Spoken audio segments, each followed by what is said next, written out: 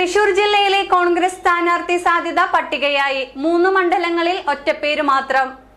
NABL accredited ലാബുകളുമായി സഹകരിച്ച് premium health ചെക്കപ്പുകൾ affordable നിരക്കിൽ ലഭ്യമാക്കുന്നു. കൂടാതെ ടെലിമെഡിസിൻ സൗകര്യവും. MHL smart labs.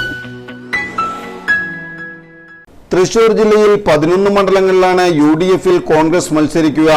നിലവിൽ ജില്ലയിൽ കോൺഗ്രസിന് ചാലക്കുടിയിൽ മാത്രമാണ് MLA ഉള്ളത്. ചാലക്കുടിയിൽ സനീഷ് കുമാറും കൊടുങ്ങല്ലൂരിൽ OJ ജനീഷും മണലൂരിൽ TN പ്രതാപനും സ്ഥാനാർത്ഥിയാകും. ബാക്കി 8 മണ്ഡലങ്ങളിൽ 2ൽ കൂടുതൽ ആളുകളുടെ പേരുകളാണ് പരിഗണനയിലുള്ളത്. തെരഞ്ഞെടുപ്പ് നിരീക്ഷകൻ കനകോലുവിന്റെ റിപ്പോർട്ടിന്റെ അടിസ്ഥാനത്തിലാകും അന്തിമ പട്ടിക.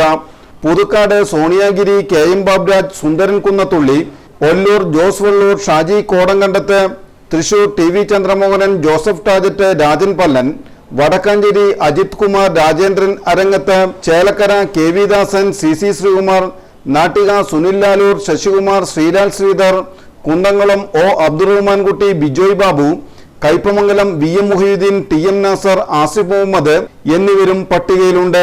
കഴിഞ്ഞ തവണ കയ്പമംഗലത്ത് മത്സരിച്ച ശോഭാ സുബിനോട് മത്സരിക്കാൻ നേതൃത്വം ആവശ്യപ്പെട്ടെങ്കിലും അദ്ദേഹം മത്സരിക്കാൻ സന്നദ്ധനല്ലെന്ന് നേതൃത്വത്തെ അറിയിച്ചതായാണ് വിവരം.